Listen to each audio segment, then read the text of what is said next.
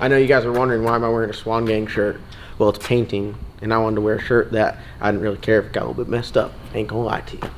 Because we're remodeling. Look around at Ellis Nasty right now. It is a disaster. It is a disaster. We are remodeling Ellis Nasty. We did the Ellis Nasty exterior upgrade last year. Now Ellis Nasty interior upgrade. But before we talk about anything else, we got to talk about some real badass merchandise. Some real genuine, comfortable wearing, high-end shirts, badass design merchandise.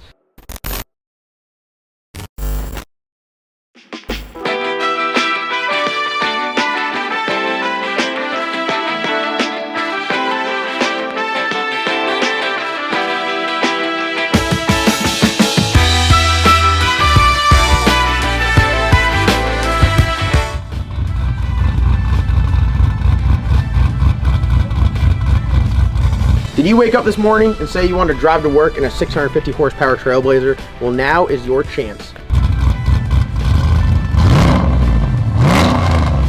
Every dollar you spend on LSNasty.com gets you automatically entered to win this hot rod right here.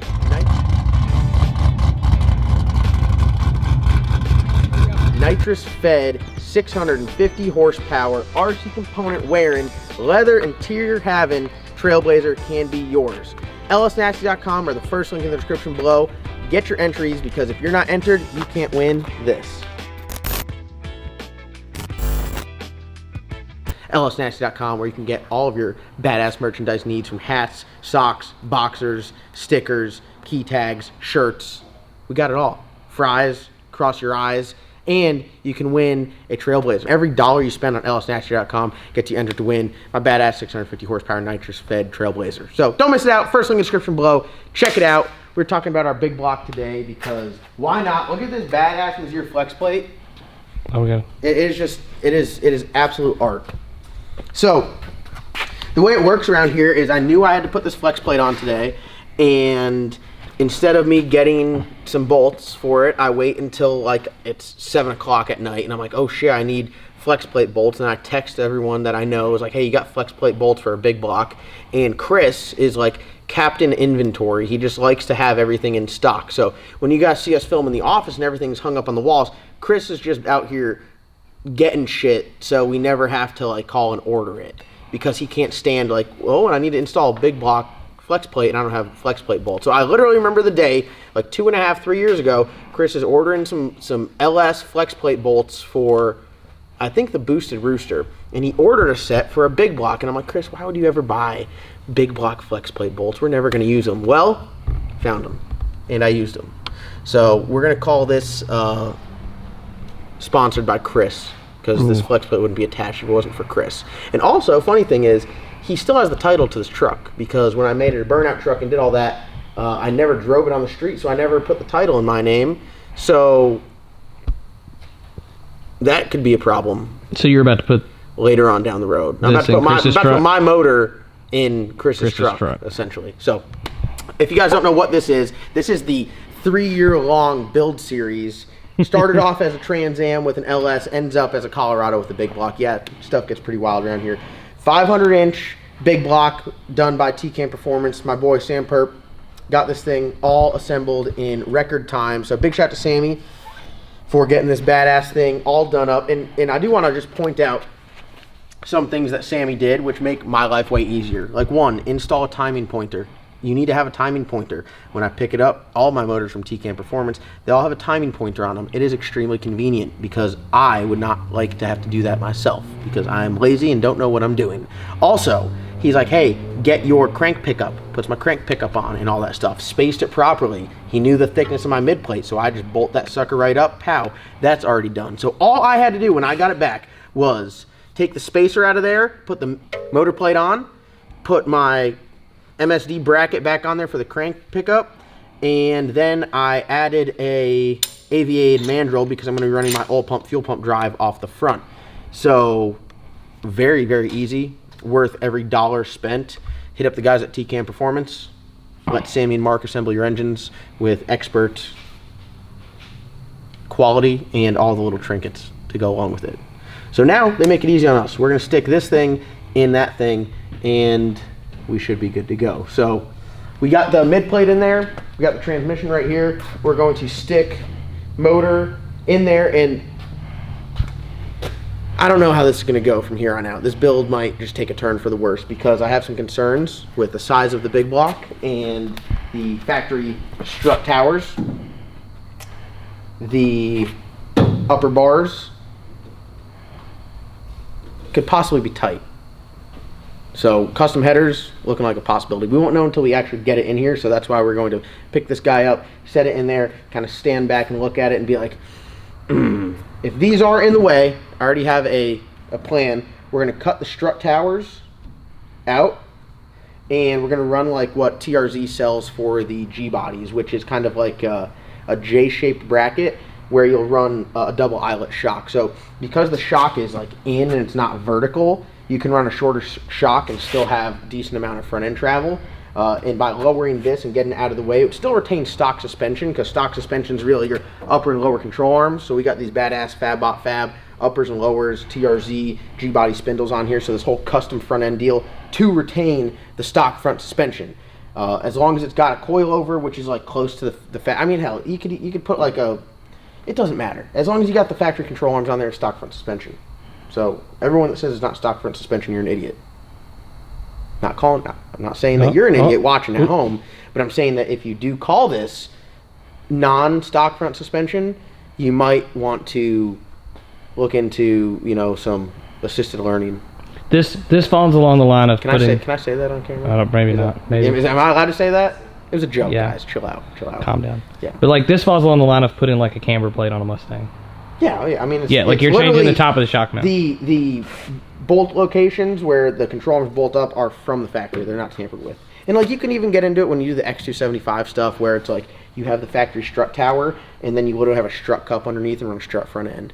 That isn't like not quite factory, but some people do it. So I mean, it's all about whatever. This is it's gonna be very hard to argue this, especially with all the frame rail running from front to back, the factory floors. Like this thing right here is meant to be like, oh man, he can't run in this class, but I have everything that meets your class rules. So I don't know what to tell you there.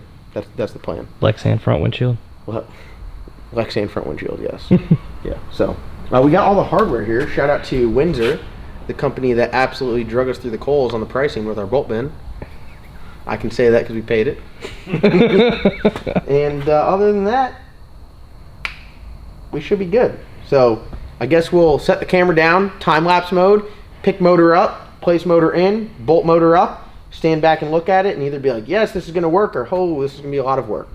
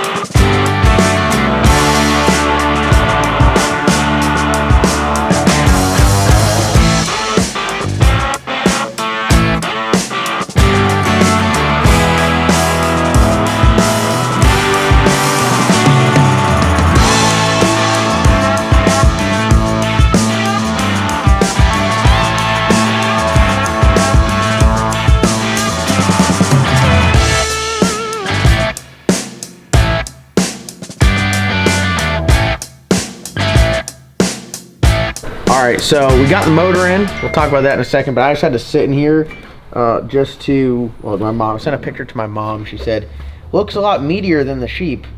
You are, in fact, correct. It is a few cubic inches meatier than the sheep. So I had to sit in here, sit in my race tech seat, which I love, because I got the steering column and all that stuff back in. First time sitting in it, now that it's painted black on the inside, and I love it. Everything looks good. I'm really happy with how the paint came out. Got a bunch of Motion Raceworks brackets there to mount the Dominator and to mount the, we're going to do the Dominator mounted on the roll bar, the MSD 600 mounted on the crossbar there. Everyone's bitching about me at the X bars.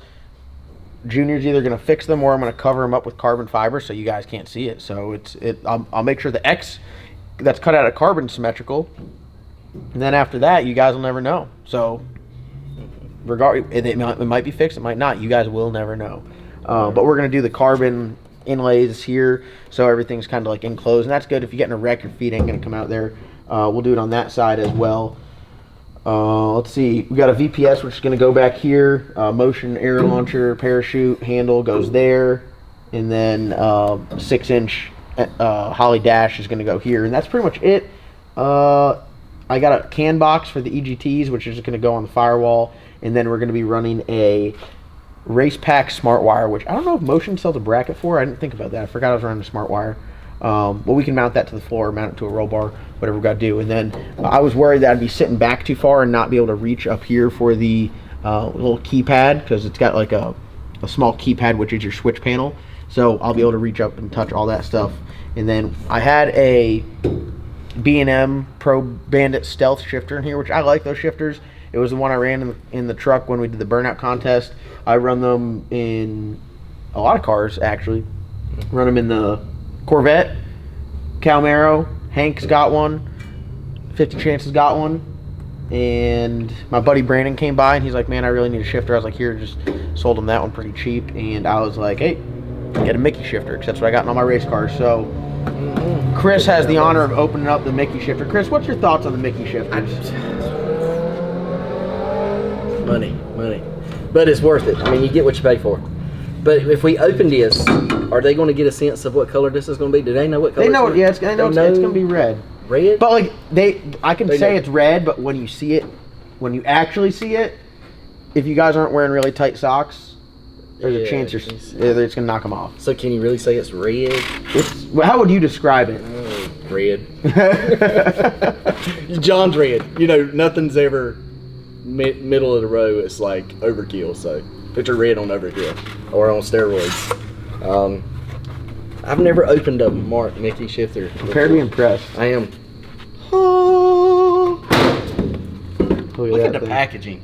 Look at that. Oh, yeah, the packaging. This is nice. kind of, you saved the box as an adult to put up in the closet. All right, here, hand me that thing. I need to get. I'm ready to feel this sucker in here. This is what you do when you get your Mickey shifter. You just manhandle the shit out of it to get it out of here. Yeah, one time. Look at that, boy. That guy's sitting about right there. Boom, boom, boom. I like the Mickey shifters too because they come with the air solenoid in them already. You know, and be sure to wire up your neutral safety switch or you'll get yelled at during tech. Just don't start your car in gear. How about that? Make sure it's in park or neutral. Well, we have that. Or have someone in it. We have that problem. I've learned the hard way. My normal cars that I did LS swaps on did not have neutral safety switches on them, and I fired them up in gear and almost ran over people and backed into the toter by accident. So now someone always sits in the car, or we make sure it's in park. So learn from my mistakes. I'm not saying you should. All right, guys, you should run a neutral safety switch. Yeah, listen, I don't think Junior's going to complain at all when he gets to see that shifter when he has to change that bracket, because he's going to be like, you know, this is worth it. Yeah, oh yeah, yeah. And Mark Mickey sells the. It's got little tubes. So we'll have a tube that comes off there and it pins on, so you can always just take it off, lay it to the side, and but yeah, this thing is sweet. 2-speed 400 gated, so just like this is literally the identical shifter that the Sheep has. First gear, second gear, neutral, reverse, park, and it's very good on how it works. It's got like it's like a double whammy mechanism, and this thing's fresh. You can tell this thing is just like the one I got. The Sheep's been banged a bunch of times. Oh, like I meant the shifter. You know when you bang the shifter, it's wore out, it's tired, but it's got some miles on it. But that's the best for a shot. Why do you? You're exactly right. Yeah, for a shifter. So, I'm excited. All right, so let me hop out of this thing here. Hey, whoa. You put it back. Let's put it back in his box, in his rightful home. Also, this Race Tech seat is probably the most comfortable thing on earth. All right, big block. It's in there. First look, we're screwed. We're in trouble. David, what are your thoughts? Yeah, you're gonna have to cut it up. Yeah, we're gonna have to cut it up. So I was like, you'll be able to do it, but then I'm not thinking about the flange and yeah. I think I know how we can make this work, but will it be how it will? I don't know, dude. It's gonna be a nightmare. Now I know why everyone builds a Fox body. Everyone got the parts for a Fox body. No one builds Colorado because no one sells headers for Colorado. So we have to figure out steering column. It's already in there and it works really good. So I'm not sure what all we're gonna do. Strut tower we can remove. So like on this side, it'd be helpful to remove this, because if you cut this out of the way, then you have a lot of freedom. But on the other side, the steering column's in the way. So there's two things we could do. We could remove the steering column and build the headers and take it back to Junior and say, make the steering column work now around these headers. Or we can build the headers around the steering column. This side, if we cut this off and we run one of the L-shaped bracket or the J bracket like TRZ sells, not a big deal. We'll make that work. Clear up a bunch of room. Still gonna have to run the header kind of like out and then up to here, and then run the hot side down. Like it's gonna be very compact from like the collector to the turbo is gonna be about that far. So then we gotta stick a wastegate in there and a back pressure sensor. So could you go around? No, on the outside? No, well, so the exhaust is gonna come out here. Yeah, too tight. So and your fuel tank. And I have to put a fuel tank up here. Whose idea was it to build this in a Colorado? My question. Person who didn't want a cookie cutter. Yeah. Oh, it'd be cool to build this badass truck. Yeah, it'd be sweet. Yeah. Is it now? It'll be worth it. The sleepless nights the thing's caused, and we're only at this point. All right, hear me out. You just get the LS out of the sheet, put it in here, and put this in the sheet. Shoo! Yeah, it's gonna be badass with two large turbos. Two large turbos. Two large singles. Yeah, it's got. I don't have twin turbos. I have two large single turbos. I.e., thank you, Sean. So yeah, this has got to go. So we'll get to cutting on this. I'm not gonna do anything yet. I'm gonna wait till Adam from Midnight Fabrication gets here. Junior is a huge help with this whole build, obviously. So every time I put a video up, Junior gives me a call and he's like, "Hey, got a plan." And so far, all Junior's plans, I mean, they're knocks it out of the park, kills it. Oh, we did scratch the paint though. Look at this, my fresh paint. Are you kidding me? Luckily, we got some Look, you can see all the layers I put in there. I'd say that's pretty good. I mean, that's not literally bad. That's our only scuff. Yeah, that's not bad. No, it's not bad shoehorning in a big lock in Colorado, and that's the only scuff we got. So it's going to be interesting. I don't know how I'm going to run a lot of this stuff. I think I'm going to put the coils back here and run the plug wires down and in. And I think the best thing to do is try to build the headers up and forward as close to this bar as possible, and then go changing plugs from underneath. That's going to be my best bet. So, oh, and also when you put the front end on, you have like a 1/2 inch of clearance. It's so close. Like it couldn't be any closer.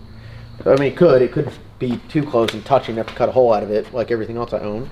Like we really tried to keep the blower and the 57 under the hood, but it just wouldn't fit. I mean, look at it. It's close, but it just wouldn't fit. Yeah, you're just a little too tall. Yeah. Yeah, slightly.